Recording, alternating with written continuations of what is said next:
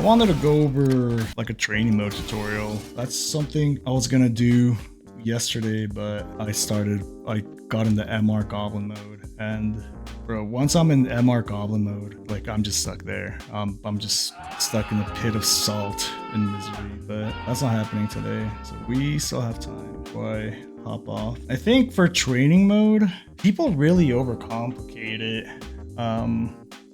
When you hop in training mode, it's intimidating. If you don't understand what's going on, if you don't know what you want to work on, this shit's intimidating. Like all these options. I don't want to break it down for like beginners first, then intermediate and advanced, like what you should be doing and what you should be using training mode for. I think for beginners, pretty straightforward. If you're a beginner, and by beginner I mean like old and below. I mean, this might even apply if you're higher ranks. I know there's a few master players I'd definitely put into the beginner status, but like for beginner, you're kind of getting comfortable doing motions, right? Unless you play on modern, but you're getting comfortable doing motions. I think for beginner players, training mode should exclusively be used to just practice your combos. Practice your combos. Like there's so many resources out there that you can watch and see which combos are possible. This should be it, man. I can't tell you how many times I watch like beginners hop on and they don't know anything. They just want to press buttons. I mean, if that's you, and you're having fun, good for you. But if you're actually trying to invest some time in the game, bro, combos 100% of the time. Like hop on training mode, pull up a YouTube video and see how they're doing the combos and just try to replicate that. You should be doing this before you do anything. I mean, you might play a few ranked just to kind of get a feel for the game, but combos should be your primary focus. I mean, once you get combos a bit more consistent and you're able to execute them without thinking, and that's going to take a long time.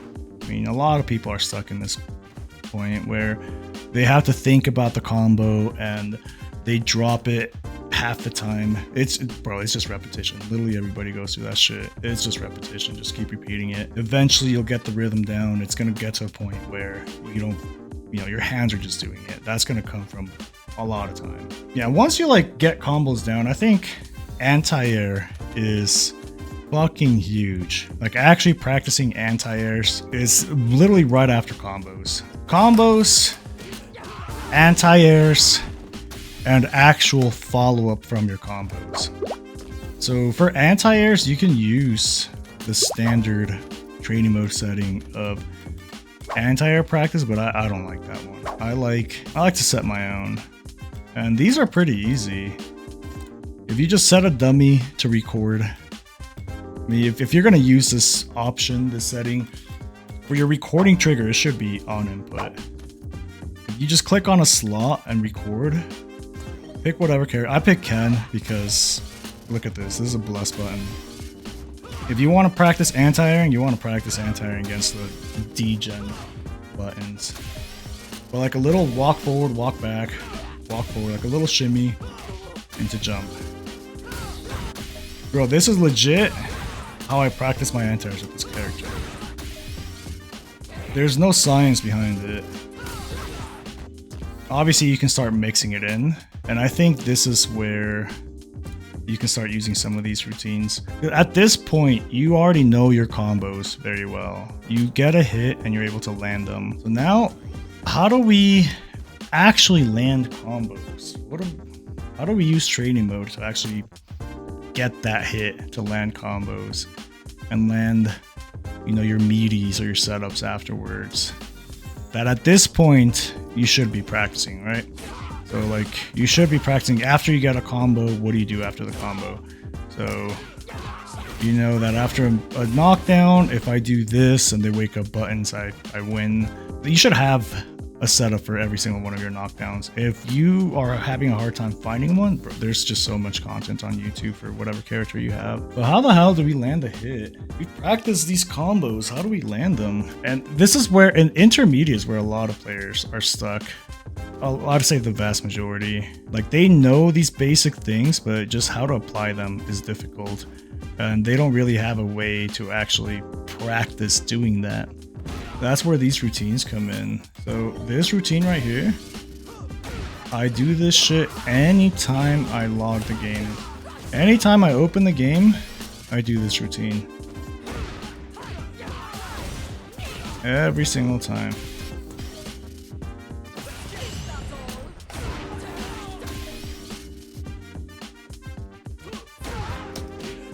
So I have a character doing several things, and I'm trying to react to them, right? One of them is jump. So this is another, I think for most intermediate players, is very good usage of training mode.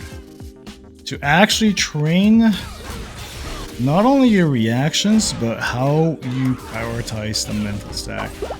And what do I mean by that?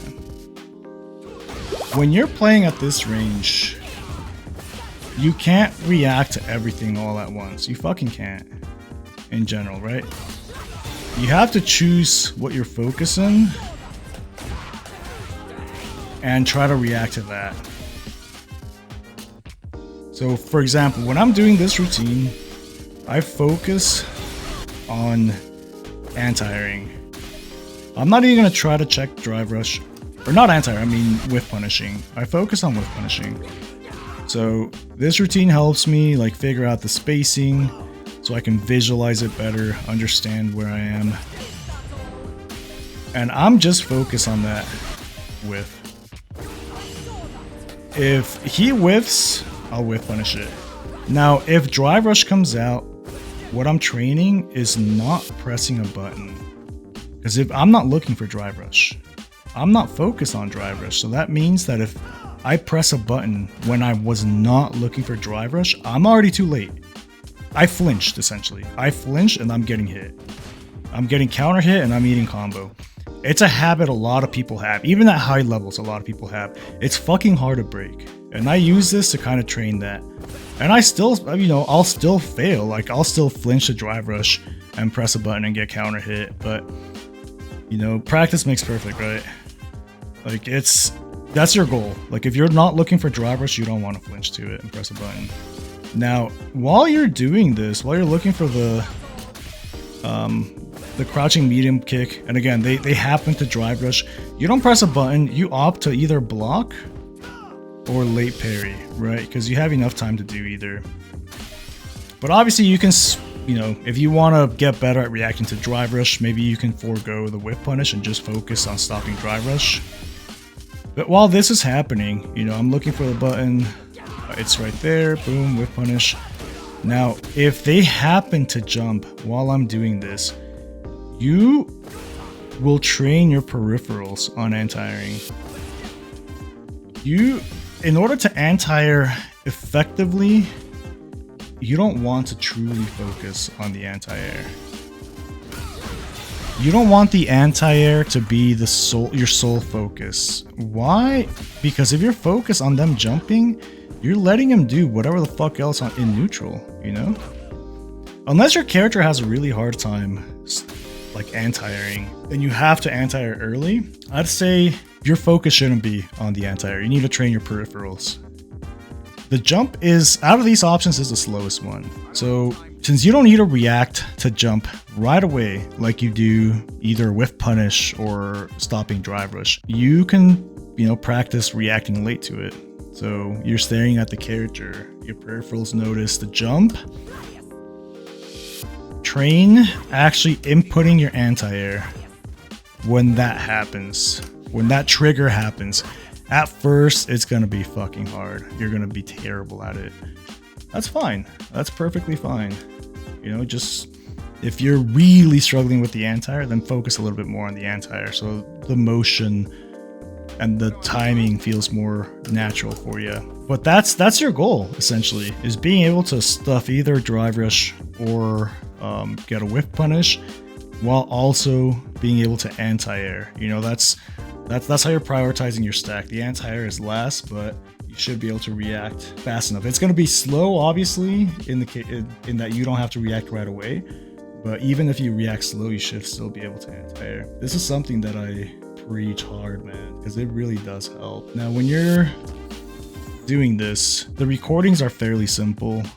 One of them is, I mean, I showed it, just shimmy into jump. Another one is shimmy into drive rush. Now, when I do drive rush, I try to end the drive rush with a fast button.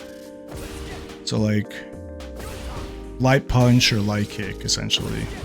Something fast, so that if you're reacting late to it, you'll get clipped. You know, you have to react fast to it. Another one is shimmy into button.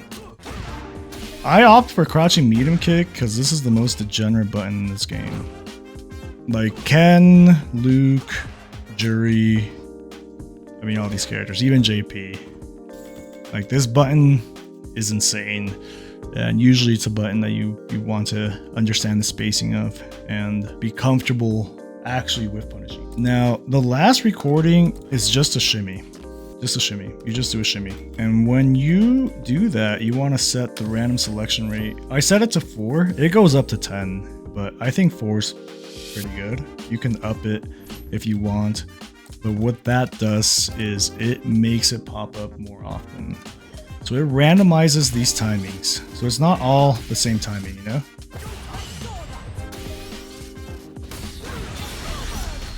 And you just get to it, you know? Focus on the crouching medium kick. There it is, whiff punish it. Crouching medium kick, whiff punish it. Drive rushed. And it's gonna be hard as fuck the first time you do it. Honestly, I was trash at this when I first started. Because if just like drive rush is not something that I was used to dealing with, so it just threw a big fucking wrench and everything.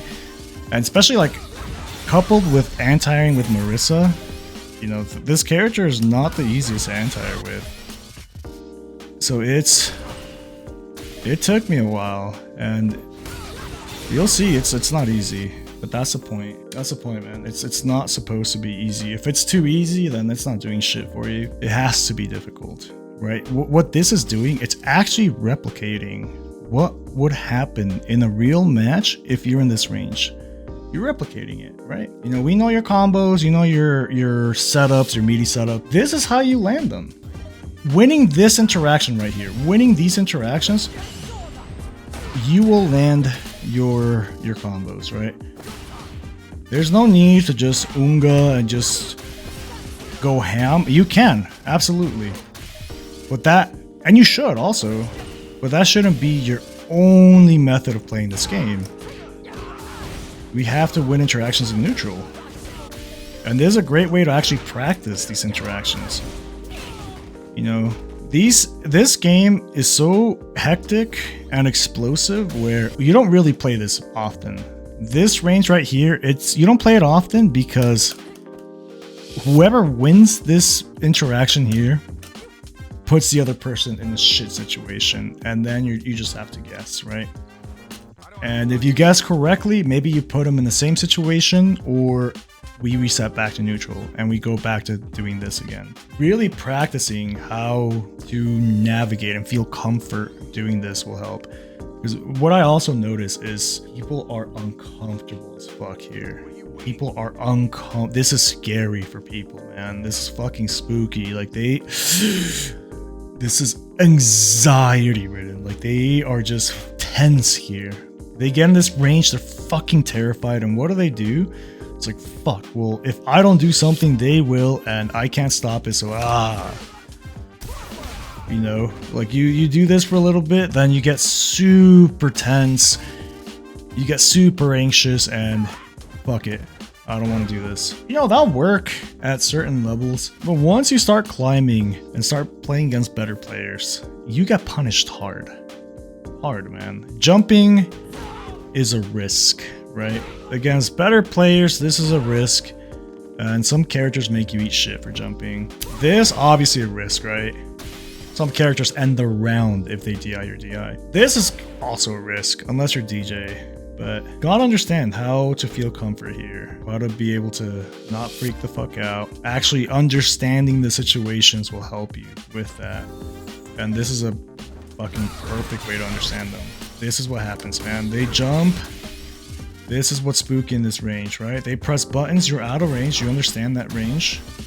So you're not just gonna get clipped because you practice this range. This is something, whenever I do coachings, I stress.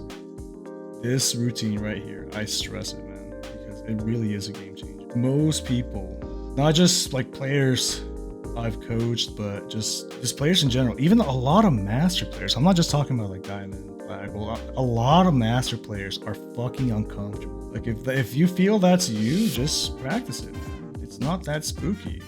Like if you understand the ranges and you have a way to kind of control this range, you won't be scared. You'll feel very comfortable. That's the goal, to find comfort. Instead of a panic attack, like you feel like you're in control. And as you get better at this, you'll realize that, bro, like people crack, and it's so easy to punish players that are uncomfortable in this range because they're gonna take a risk, they're gonna jump, they're gonna do something, they're gonna do one of these options. Honestly, your win percentage will definitely improve. But that's something. This is how you could improve your anti-air, because obviously just setting a recording of somebody just jumping. This shit's easy, man. This shit's easy. If you're actually looking for the jump, it's too easy. It's literally too easy. If it's difficult for you, I mean, you're probably just messing up your inputs or something. Because it is very simple. If you're looking for a jump, very, very simple. You know what's not simple? Actually anti-airing when there's other shit in the screen. When you're looking at it for other stuff, right? This is when it's a bit more complex. But that's how I'd start with like using training mode at the intermediate level. Like just getting this routine down it'll help you with your comfort. Now for more advanced, like let's say you have this down, like what else should you practice? You know, you're stellar. You are just a phenom at this. You whiff punish every time. If they jump, you anti-air consistently. Like you're just built different. So what else? There's a lot of other stuff you can work on. Outside of punishing buttons on block, you really need to develop your perfect parry timing. Perfect parry sounds intimidating, but it really, once you practice it, it's not that bad. Let me find sequence where, like, if you record a character just doing like jab and start practicing how to perfect parry through it, how this works, you have about 2 frames to get a perfect parry. You'll know the timing because if your parry, holy shit, I'm trying to do it too fast, but okay, there. If your parry comes out but it's not a perfect parry, you did it too fast. And if nothing comes out, that means you did it too slow. So just figure out the timing. A lot of this is rhythm. There's a certain rhythm with these jabs, right? Bam, bam, bam. Like if you just kind of get that rhythm down, it'll make it a lot easier. This is something that you should be using training mode for. You should do it for multiple characters as well that have strings that, you know, you are fairly strong.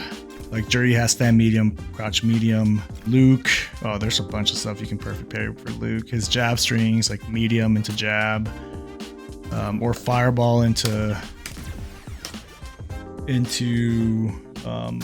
or stand hard punch into fireball. Like a bunch of my routines here for these characters are really for their buttons into something, right? So for Luke, a big one is like this. Standing heavy punch into fireball. Every character can get a punish for this. If you learn the timing, it'll make this matchup a lot easier.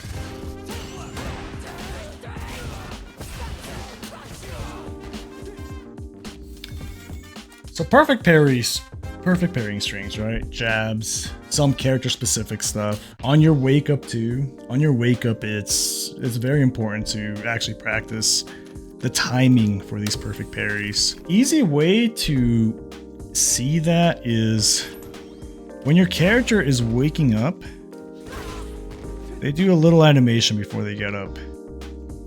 You should watch for that animation and then shift your eyes back to your opponent, because once you see that animation, there's a timing afterwards where you get up. There's no, you know, it's consistent. You see that animation and the timing is consistent regardless of the knockdown.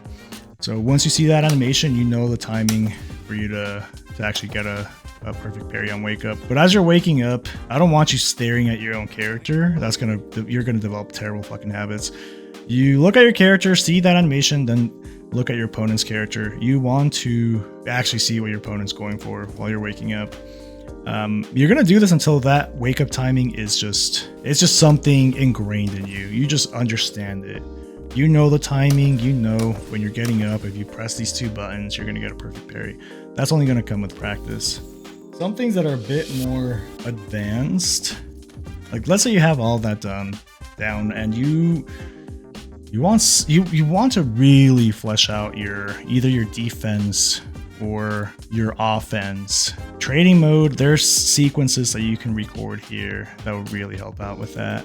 So one that I really like is actually training reversaling out of buttons into drive rush. And if your reversal doesn't come out, being able to guess again. So the theory behind this and the goal behind this is if you block button into drive rush, you input a reversal, either your super, I mean, hopefully DP's much better because they don't really have time to react, because some supers, if they don't commit to a button during the drive rush, they can use their super and beat it out. So DPs are usually going to be the best, but essentially you want to practice actually inputting this when you see the drive rush. You should be ready to input it as you block the button. You're not gonna like quickly input it seeing green. You have to actually mentally be ready to input this reversal. Now, if they do button drive rush into like throw or delayed button or anything that isn't a real trap, like frame trap, a real string, your reversal will come out. Now, if they do a real string, which most of the time is button drive rush into like a jab or a fast medium, it's a true string, meaning you can't reversal through it. The goal behind this is if your reversal comes out, obviously this wasn't a true string, but if it doesn't come out, it's a true string. You should be ready to guess again, or to actually take a guess when your reversal doesn't come out. So you input reversal. If it's not a true string, it comes out. If it doesn't come out, that means that you're in block stun, and that means that you have to be ready to do something, right? Either backdash or throw.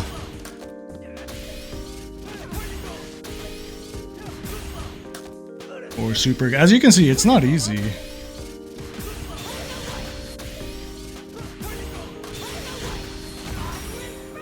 You can do like super into super, or reversal into reversal, or reversal backdash. But that's the goal here, right? Practicing these sequences on defense using training mode to really get that down. Like your inputs clean, you know, if you're actually looking for it, being able to do it without thinking. You see it, boom, your hands are already inputting it. You have to immediately hold block again when the super doesn't come out. Yeah, so that's something else. Like if the super doesn't come out, you could block, because that means you're in the frame trap. I mean, it's a guess, right? He's plus in your face, essentially. But the goal of this is just to be ready for that guess. You input it, and if it doesn't come out, you're mentally ready. That means I have to guess here. That's what it means. My super did not come out. That means he's plus in my face. If he did anything else, your super comes out. Only way super doesn't come out is, or your reversal, your DP. The only reason it wouldn't come out is if it's a true string, and now he's plus in my face. That's like one defensive sequence I practice, and you could use training mode for. But this, I hope this kind of gives you some idea of the things you can do. Now, I do use training mode a lot for offensive sequences to really prep me to react to certain defensive options my opponent might do. And this is something I don't think I've even shown on stream, like how to practice what you're doing, having your opponent blocking, or you take a turn, right? Let's say you go for a button that's plus on block, or you knock him down, you go for something that's plus, and then what? So what do we practice here? A big one is shimming. Practice actually reacting to throw with a punish, anti-airing. If they block something and you shimmy, being ready to anti-air. Or if they block something and you go for a throw, being able to anti-air after that, right? I usually like putting my opponent on all block and going for sequences on block, especially with Marissa. This is critical for Marissa. Like, Marissa thrives off just being able to end the round with one sequence. If your sequences are tighter and you're covering more options during your sequences, you're gonna see a lot more consistency. That makes your offense way scarier, because if you get a hit and it's your turn, you snowball. Like, you're covering multiple options. If they jump here, you're able to anti-air them. If they tech the throw or they try to go for a delay throw, you're able to punish it. If they try to cross you up, you can deal with that. Like, you can cover multiple options here. Now, what I do during my sequences here is I have 2 recorded slots. One of them is a cross up, like a jump medium kick. One of them is a neutral jump. These 2, I recommend you actually record them yourself. It'll be much easier to record them if you have the on input trigger turned on. That means that when it only start recording once you actually move. But one of them is this, right? Just a jump medium kick. The other one's just a neutral jump. So you record these 2 options. We're gonna set them as block. One of the slots is gonna be normal throw. Now, we want this to be a delayed throw, a delayed tech. So delayed tech is something it's a strong option because it covers 2 slots, right? It covers 2 options on defense. It covers your opponent pressing a button, and it covers your opponent going for a throw. So the goal for delay tech is obviously you block for a little bit and then throw. It's a risky option though, especially if you know how to punish it, because it just gives you free combo, and that's what we'll practice, is actually getting a free combo from baiting this out. And the other one, I just put a do nothing. Now for your normal throw, you want to set a delay because it's going to be a delayed throw, right? Not instant. Instant throws on defense are terrible. If you're doing that, then bro, just stop. Don't. Instant throw, it just loses to button, it loses to a lot of things. You might get lucky and throw somebody that is trying to shimmy you or trying to go for delay buttons, but it's just not even worth going. If you're actually going to go for a tech, a delay tech is a bit better. Teching in this game in general is bad, but if you're going to go for it, at least do a delay. So we want to set a delay there to replicate that. I think 3 frames is enough. You could do more or less. At 3 should be fine. We turn all these on, and we want to do something against the character on block that leaves you plus in his face. So with Marissa, it's pretty easy. She has this. So you can start with this, and then if you want to practice your anti-airs, you can go for a throw. You can go for a throw, and while you're in the throw animation, you can input your anti-air. If they jumped it, you just press the button.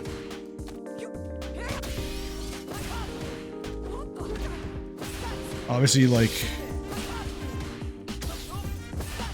it's a bit, there's some timing involved with auto correcting.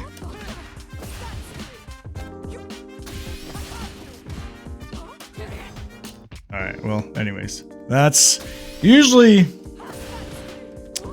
you want to delay it. Yeah, if they cross up, you want to delay the button press. You do the motion and delay the button press. You can practice that, or practice doing nothing, man.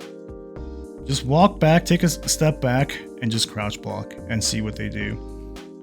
And how you want to prioritize this is you primarily want to look for the jump. Since if they jump, you want to stop them from crossing you up. So you have to air to air them as fast as possible. So that's going to be the fastest action they can do, or the action that's going to require the fastest reaction. And then secondary, the throw tech. If they tech a throw here, have it programmed where you punish it with an egregious combo. With Marissa, it's simple, man. Eventually he'll tech. There we go. I mean, with Marissa, you get button into EX Spartak, you just win the round. You close out the round. But this is what your sequence will look like, right? You're prioritizing the jump. You look out for the jump first, and if they happen to tech while you're doing this, then you punish it. So you look for jump. If nothing happens, this is where a lot of people just autopilot into button. Because you expect the tech, so you just press a button. Instead of actually reacting to the tech, you just autopilot into button. And if that's you, then you already know it because you lose to a bunch of shit. That loses to like a delayed jump. That loses to them pressing a delayed button. You get counter hit, boom, you're in the corner. Just because you autopiloted this situation. So this will help in eliminating that. Like, actually practice. If you see nothing, holy shit. Speaking of autopilot, if you see nothing, practice not doing anything, you know? Practice just chilling here. You can't be thrown back. They have to walk up to throw you, right? And obviously, like, you can, it's still a guess, right? You're still plus in their face. Like, you can still go for offense, but this is just to train your reactions on how to punish certain defensive actions they have. I mean, that's where I would start, essentially. This is how I use trading mode. Outside of the usual, you know, I don't know how to deal with this button, what do I do? As you're setting up these recordings and you're using them, you'll be more comfortable in, you know, setting recordings for characters. You'll be able to record a character doing something that you weren't familiar with and you didn't know how to stop, and you'll be able to train in practice in training mode. Hope that made sense. This is kind of like, honestly, that's kind of just impromptu. I did not prep for this, just kind of talking about how I use it. Well, that makes sense though, right? Makes sense. I'm not saying anything that's mind shattering or these are some hot takes I have.